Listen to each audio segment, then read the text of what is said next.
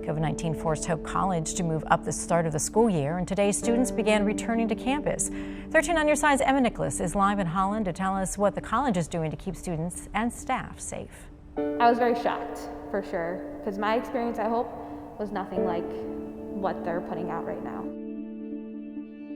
Everybody, staff and students, had to be tested before they came back to campus. It's an effort that President Matthew Scogan says wouldn't have been possible without some massive preparations put in place by staff over the summer months.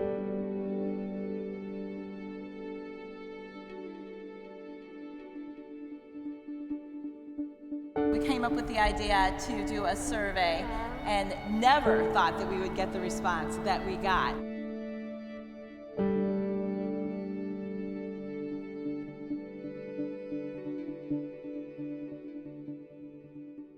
There was not a decision-making process to not invite Ready for Life back to campus. There was a decision process that looked at all of the kind of auxiliary programs that we have. We wanted to show the value of the RFL program to the Hope administrators and wanted to move forward from there. I want to safeguard our students, and we believe in belonging, and so if Hope can show us and create that memorandum of understanding that shows that we're leading toward belonging, we're all in.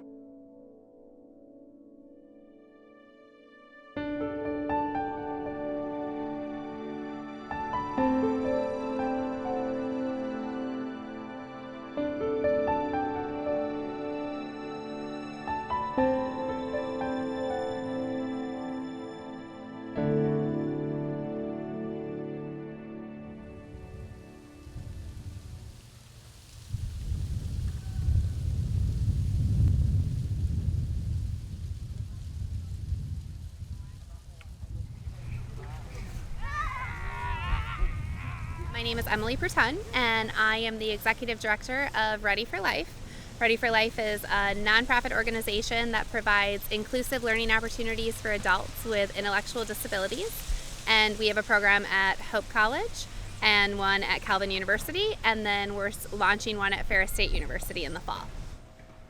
We provide an opportunity for students to participate in college classes and be a college student with students who don't normally get into college. So students that would normally complete high school with a certificate of completion instead of a diploma and wouldn't be on a track to go to college. We believe that students should have an opportunity to experience college. We believe that you learn a lot more in college than just the academic component, and working toward a degree that you learn a lot about yourself, and we believe that all individuals should have that opportunity. We really want our students to connect with the typical college students, and so they spend a lot of time with mentors, which is just typical college students spending time with the Ready for Life Academy students.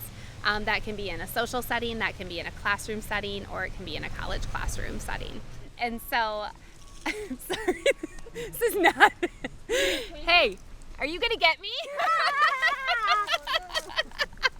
Hey, I was trying to be serious. What? I can't right now. I'm getting filmed. Leaf pile. Oh my. Well, Gus, Nico just got me. Hey, I've got to answer a few more questions. Then I can come see the leaf pile. Okay. Get the equipment. 2, 3, get the mama. They only wait for so long. I'm passionate about the world of special education for several reasons. One, I have a degree in special education. Two, I really believe in inclusion and have seen inclusion be such a positive impact in the world. And that's what brought me to probably choose special education as a career. It's also what caused me to choose to work for Ready for Life as an organization. And then we also have a pretty intense family connection. So my husband and I have adopted 2 little guys with Down syndrome. We have a 12-year-old who's a middle schooler this year from South Korea, and then we also have a 9-year-old who's adopted from Hong Kong. Hey buddy, if you want to continue the leaf fight, you have to put a shirt on. Okay, so put a shirt on and we can do more leaf fight. Ah, Gussie! So we're also living the life of teaching them about inclusion and teaching the world around us as we raise them to embrace them for who they are. So it kind of evolves into every aspect of our lives, which is what a good career should. It should feed into every aspect of your life, and so I'm blessed to have that in my job. Love you.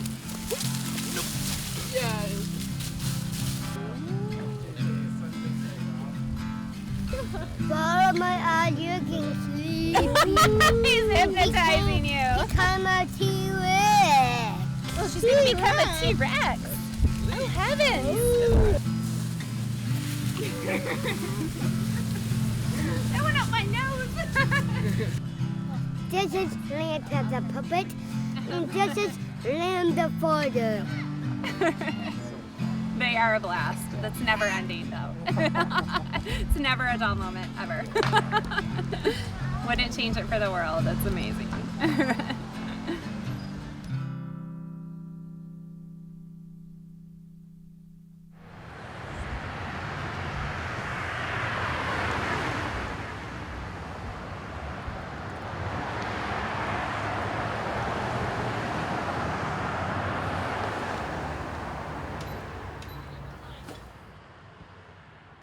So my name is Bethany Lancaster. I am the lead instructor here at Ready for Life, and I teach the students finance and relationships and employment, all courses related to life skills. And we just had a really good week. Would you all agree? Mm-hmm. Yeah. I feel like you guys had a lot of energy again this week. So Ready for Life is a transition program for adults with disabilities, and basically what it is we teach them transition skills in order to live independently in the real world. So that would be job skills, social skills, finance, any type of skills that you normally use every day that they need help learning to do. My name is Paul Gordon, and I'm from Chelsea, Michigan. I'm Rose, and I'm a senior, and I'm from Lowell, Michigan. My name is Ella. I'm from Colorado, originally from the hometown of Carbondale, Colorado. And if anybody's watching from Carbondale, hi, hometown. The thing with Ready for Life is that I'm compacted with other people, so it's pretty fun to be around. And I get to experience new people literally every day of my life living here. Back in Colorado, not so much. I would have to be enclosed in my house pretty much.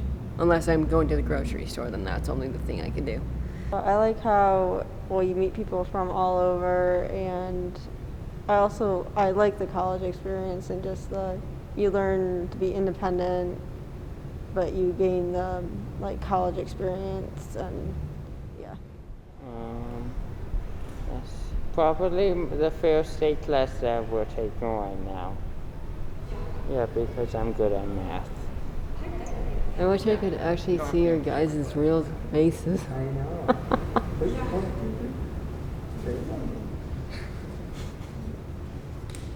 You want to tell me a couple words that describe how you felt when you heard about the coronavirus? Sad and depressed. Kind of when I first heard about it, I was kind of like, wonder what this sickness is. And then when it started to spread more, my mom's a nurse, so I know not to panic during those sort of medical things. I'm like, it's a flu. It's something that, you know what, if I get it, I'm not going to panic about it.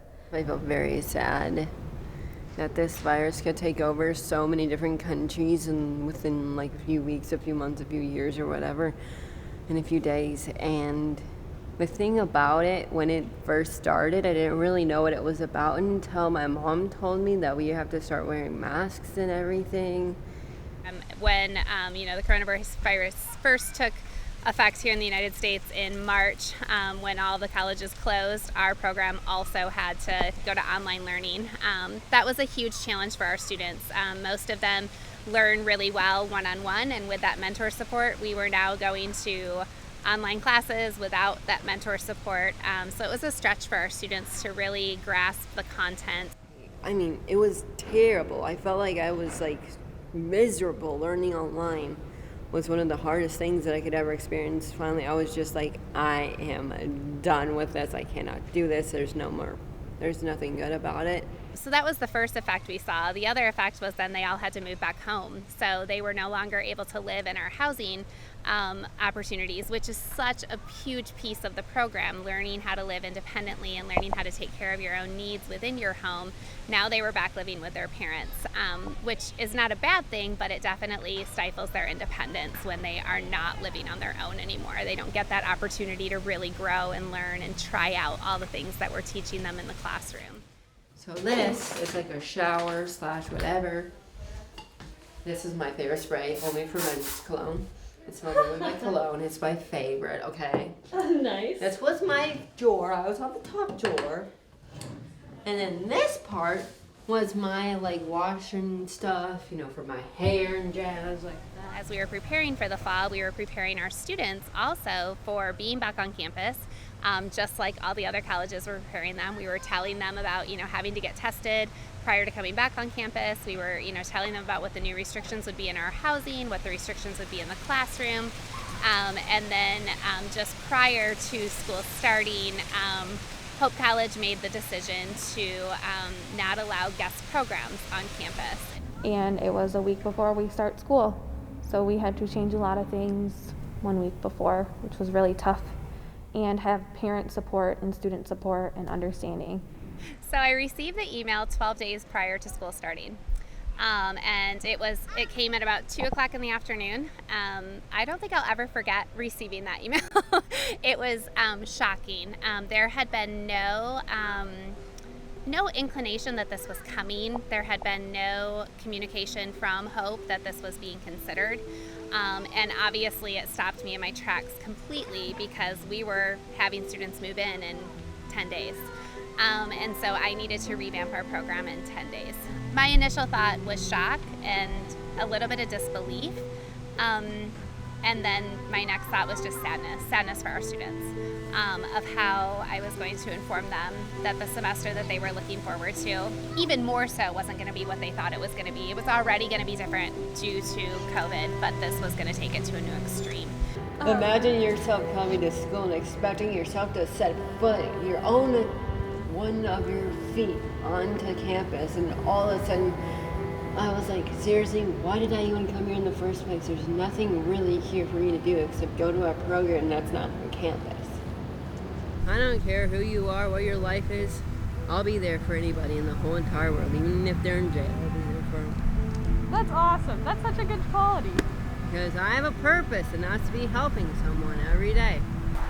If you hit me, it would be okay. Okay. If it's not, I mean, it's kind of hard, but I can deal with it. You can deal with it. I am sports. Yeah, you like intramural sports? Yeah. What's your favorite intramural sport? Basketball. Me too. Oh. Put up the tag. Huh? I can't participate in intramural sports because of COVID. We used to, every week, we used to go get lunch at Cooker Phelps. And now, Peter, you're still not able to go to the dining halls, right? Yep. He hasn't been able to go to the dining halls, and so I've been able to see him as much, especially on campus. I would love attending Hope classes and attending like PRISM events and just like meeting people. When I heard that Ready for Life was not allowed on Hope's campus, I was shocked. Very shocked and almost embarrassed to say that I had graduated from that school. I got a degree in special ed from that school, and they push inclusion, yet they're going against their word on what they said. So that was tough. Then I kind of went into the work mode of, okay, what can I do to make this as meaningful for our students as possible? How can I give them the best experience possible with the situation we're in? Within, I would say, 24 hours, I had emailed administration at Hope 3 times and then called trying to get a response back, and they did get back to me about 24 hours later to have a phone conversation. The phone conversation was very direct of, I'm really sorry, there's nothing we can do. No, you may not have your classroom space on campus. No, you may not have access to online classes. And so I, quickly said, okay, and we moved forward. There was not a decision-making process to not invite Ready for Life back to campus. There was a decision process that looked at all of the kind of auxiliary programs that we have, whether that be CASA, Upward Bound, some after-school programs, some joint degree programs, as well as Ready for Life, that we looked at all of those programs together and said, okay, if our commitment is to keep students here in person, that's our priority, then what makes the most sense in terms of all these other programs that are associated and affiliated with the college? The process was to look at those things, and then the decision was to say, we believe that we want to minimize anything that could happen that we would not control in a way which would give us the best chance to have every student here in person for the fall semester. Even though you preach about inclusion and acceptance, why as soon as COVID hit, you were just willing to kick us to the curb and say, no, you're technically guests, you're not allowed on campus, and yet you're saying we're inclusive, we're accepting, we want everyone to be welcomed into our community, and yet, okay, well, now you're not, you're just excluding. I think what's regrettable was we kept thinking we would not be at the position we're in, and because of the lateness of the decision, I think that was hard for the program, that was hard for the students, and it was hard for the college. So I think that they were kind of upset, which we understood. We apologize for that. But it is not unlike what we had to do with athletics. It's the same kind of situation where 4 days before their report for fall camp, their season was canceled or postponed, right? And so I think even now we're trying to make decisions about next semester, and we're trying to do that in a way which respects time for you as students, as well as what may happen next. And that's that kind of dilemma we're in, always thinking and hoping and praying that we're going to make other decisions. And so we've never lived through this, so we didn't know that. So I think it was a hard decision to hear, but I think it was what we needed to do. It definitely sends the wrong message. I think what they intended, I mean, we know what they intended. They told us, you know, we want to focus on our degree-seeking students because of this pandemic. Okay, but their actions didn't really show that. Like I said, they kind of went about it the wrong way. The way that they told us just wasn't very professional. And there's definitely more professional ways to go about doing it. And they definitely could have made us feel a little more welcome and a little bit more part of campus had they communicated with us better. They definitely showed us that we are guests on campus and we will remain guests. It was then my responsibility to inform families. I waited to inform families until I had a plan. So once we knew where our space was off of campus at the Holland Armory, once we knew what our class options were going to be, I scheduled Zoom calls with family groups and announced to the families. Those were hard calls. I don't think I've cried so much at work in my entire life. Because it was just heart-wrenching to hear the families' responses. It was interesting to hear the families' response of being very disappointed, but also very thankful for what we were offering. I was extremely impressed with our students, with their maturity through this. They were angry, they were disappointed, but they were resilient through it. They said, okay, what can we do? Well, their number one question I heard from the Ready for Life Academy students, as well as Hope College students who were upset when they heard the news, what can we do? What can we do? Who do we need to talk to? Who do I need to write a letter to? And that was the piece that was so amazing to hear. It wasn't, I'm mad, forget it, this is horrible, and just that, negative feelings. It was, how do we change it?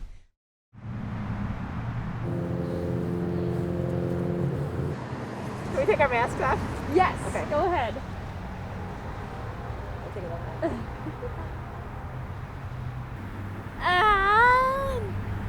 Kate, and I'm from Jonathan.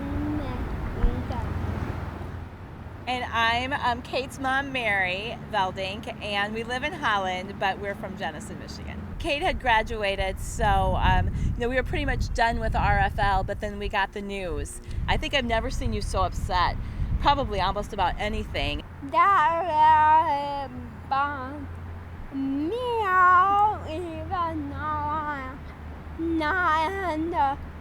Program made me sad from trying to work, and wanna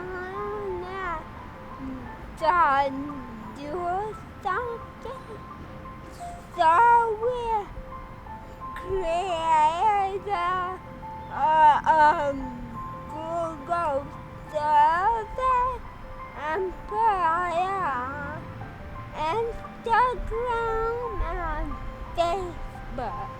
We came up with the idea to do a survey and never thought that we would get the response that we got, but just thinking that we wanted to show the value of the RFL program to the Hope administrators and wanted to move forward from there. I mean, there's just pages and pages and pages, and I forgot the exact number. Do you remember? I think around 800. Yeah, I know there's over 800 students responded within the matter of 3 days, just from our survey, talking about the impact that RFL had on them and how important inclusion and diversity was to them as students at Hope College, and just really wanted to see Hope change or just kind of look at that piece as they consider moving forward. So we were blown away. It's just testimony after testimony of how RFL has impacted Hope students.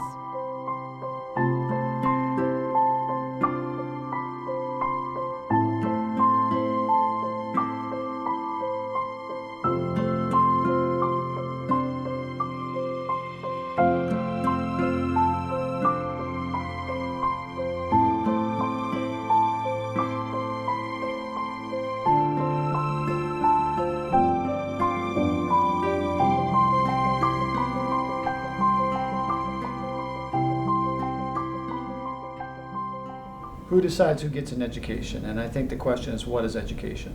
And I think that's really the important question in this. And so, you know, you look at, for example, individuals who would like to do a different kind of vocational education. Should that be part of Hope College? Should they be looking at a very kind of specific education or training program? And so what does education mean? And I think that's the question, who has access to those things? Everyone should be given an opportunity to have an education. That should be a human right. We all need to grow and learn, and that takes education, and it takes having open opportunities to be in an education system that works for you. People need to make that decision for themselves once they get to a certain age of understanding what they're capable of. I don't think anyone should decide that. I think everyone should get an education. I think it should be, nobody should decide for anyone else. I think it should be up to the person themselves or their family. And I'm not saying that Hope decided whether these students could receive an education, because not allowing us on campus didn't stop them from getting an education. But I do think it made the students feel like they didn't matter and their voice doesn't matter, and that's not at all true.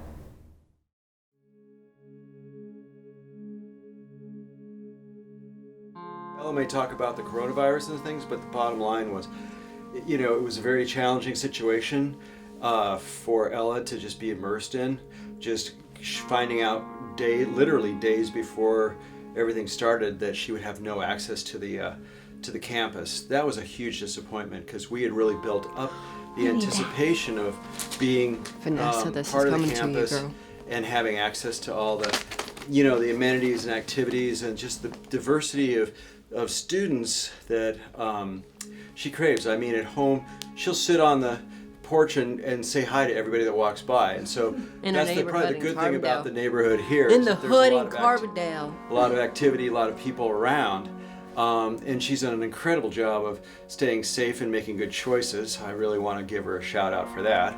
And you know, but on the, you know, by the same token, it's like there's a lot of things that she wasn't able to do because of that situation. So I think that underlies everything else that, you know, she'll mention. Which means I'm not coming back to Michigan. Currently, I've met with President Suchan now 3 times, and we have started to kind of create a group of individuals who are coming together in order to start that process of creating a new memorandum of understanding between Ready for Life and Hope College. And what that memorandum of understanding will be leading toward the students to be enrolled students on campus. From Ready for Life standpoint, we won't move forward to having our students back on campus unless it's leading in that direction.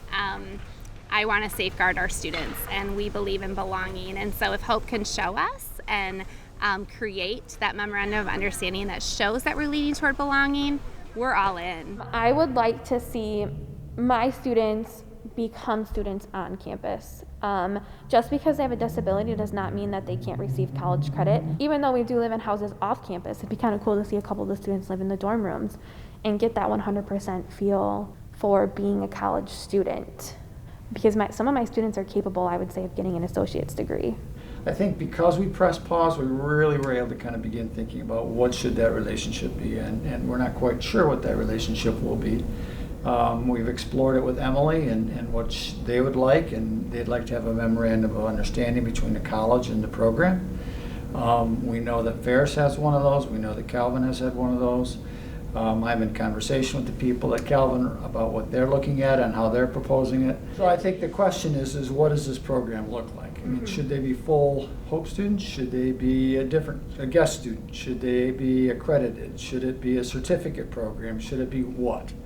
And so part of it is really kind of trying to figure out what does all this mean for the college, what does this mean for the program, and how do you structure it in a way that not just has a year-to-year relationship, but has a longer vista and a longer way to work together.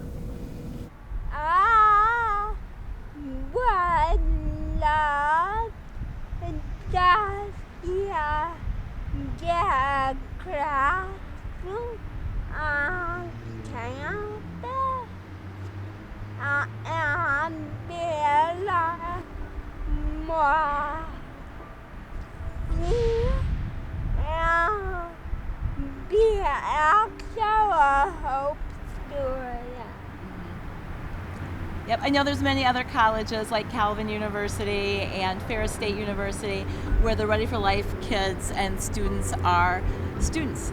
And they're actual students of those colleges. And so we would love to see that happen. We would love to see the RFL classroom be on campus. We would love to see the RFL students have a Hope ID and not a guest ID. We would love to see the fact that they don't have to pay more to attend events like Fantasia, that they get the benefits that any Hope College student would get. So I think that's what we want. We want the RFL students to be included, in every aspect that they are able, and to be recognized. And I think the more diversity Hope College brings in, it's only going to strengthen Hope College. So I think there's a lot of exciting things that can happen, and we're very hopeful that they will happen, but the ball's in their court now. So we'll see how it turns out. This was a wake-up call of, wow, maybe our students don't belong, but that's our number one goal and our number one mission. So how do we get them to belong? How do we move toward belonging? And that's the redemptive part of this story, is that now Hope College is on that track. They're saying, how do we get you to belong? What would it take to enroll the students? How do we get you back on campus? How do we find a place of belonging? So as much as it's hard to go through something so challenging and see students get hurt through that, to see the redemptiveness of it, to get to the point now where we're having conversations with the administration at Hope about what it would take to have the students be enrolled, what it would take to have the students live on campus.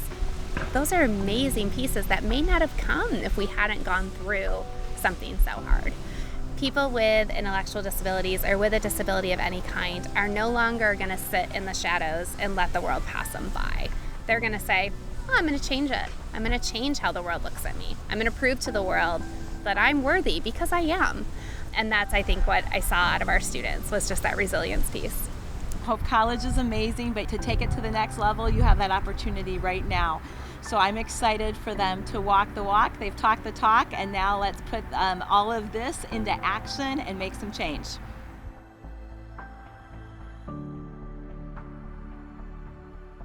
This is a place for all students to come together and discover the beauty of our differences.